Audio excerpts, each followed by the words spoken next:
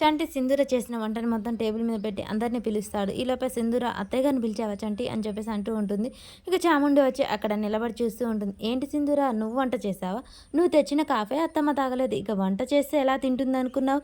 అనగానే అమ్మాయి గారు చాలా బాగా చేశారండి. అత్తమ్మ గారి ప్రేమతో నువ్వు ఒకనివి తానా అంటే తందానా అంటావు ఇంట్లో అని చెప్పేసి అంటుండగానే అందరూ వచ్చి కూర్చుంటారు. ఏంటి వాసన గుమగుమలాడిపోతుంది, గుత్తి వంకాయ కూర.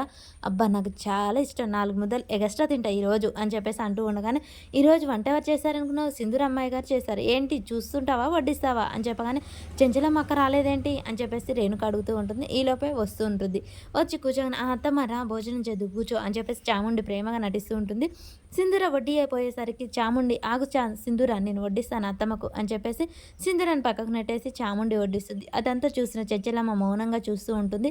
సింధూర పాపం చాలా బాధపడిపోతూ ఉంటుంది. ఈలోపే కేశవ్ కూడా వచ్చి భోజనం చేస్తూ ఉంటాడు. అలా అందరూ భోజనానికి కూర్చోగానే అందరూ భోజనం వడ్డించుకోగానే ఆగండి అత్తమ్మ, ఈరోజు వంట సింధూర చేసింది, మీరు వద్దన్నా కూడా వంట చేసింది అంటే మీ మీద కోపంతోనే వంట చేసి ఉంటుంది కదా, ఆ వంట బాగుండదు అస్సలే అనగానే లేదమ్మాయి గారు నేను టేస్ట్ చూశాను చాలా బాగా చేశారు, చేపల పులుసు చేస్తే మీరు అందరు తిన్నారు కదా అని చెప్పేసి చంటి అనగానే అవునవును తిన్నాము అని చెప్పేసి అందరూ అంటుండగానే చాముండి ఒక్క నిమిషం అత్తమ్మ, అసలు భోజనం ఎలా ఉందో ఏంటో తెలియకుండా నువ్వు నోట్లో పెట్టుకోకత్తమ్మా అని చెప్పేసి చాముండి అనగానే ఆ మాటలకు రేణుక చెంచలమ్మ మౌనంగా చూస్తూ ఉంటుంది. రేణుక భవతి అందరు చూస్తూ అదేంటి కడుపు మంటతో చేసావా ఏంటి వంట, అమ్మో అయితే ఈ వంట నేను తిననమ్మా అని భవతి అంటూ ఉంటుంది. రేణుక ఉండండి నేను తిని చూస్తాను అని చెప్పేసి నోట్లో పెట్టుకొని అబ్బా ఉప్పు పుచ్చి ఈ కూరలు ఎవరైనా తినరు అని చెప్పేసి కంచంలో ఉమ్ముతుంది.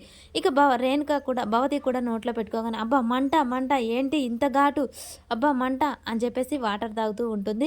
ఇది వంట లేకపోతే భోగి మంట, ఇంత మంటగా చేసావేంటి వంట అని చెప్పేసి అనగానే ఏంటి నేను బాగానే చేశాను అని చెప్పేసి సింధూర్ అంటుంటుంది. ఏంటమ్మా నువ్వు బాగా చేసావా, మరి ఈ మంట చూడు నాకు నోట్లో భోగి మంటలా ఉంది అని చెప్పేసి భవతి అంటూ ఉంటుంది. నేను చెప్పానా ఈ సింధూర వంట కడుపు మంటతోనే చేసిందని చాముండి చెప్తూ ఉంటుంది. ఇక ఇదంతా విన్నాక ఒక్క నిమిషం ఉండండి నేను తిని చూస్తాను అని చెప్పేసి సింధూర ఆ భోజనాన్ని నోట్లో పెట్టుకొని చూసి బాగాలేదు అంటుంది. అందరూ అక్కడి నుంచి లేచి వెళ్ళిపోతారు. ఇక సింధూర చాలా బాధపడిపోతుంది. అందరూ ఆగండి ఒక్క నిమిషం ఆగండి, అరగంటలో భోజనం చేసి పెడతాను అని చెప్పగానే అందరూ వినకుండా వెళ్ళిపోగానే సింధూర బాధపడుతుంది.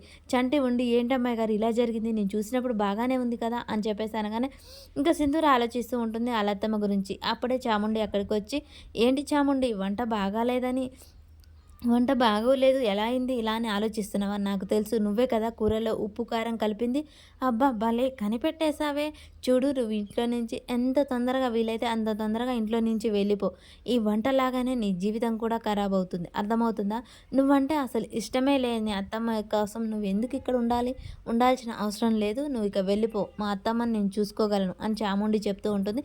మరి సింధూర ఖచ్చితంగా వెళ్ళిపోతుందా లేకుంటే చాముండికి సవాల్ చేసి ఇదే ఇంట్లో ఉంటానంటుందా?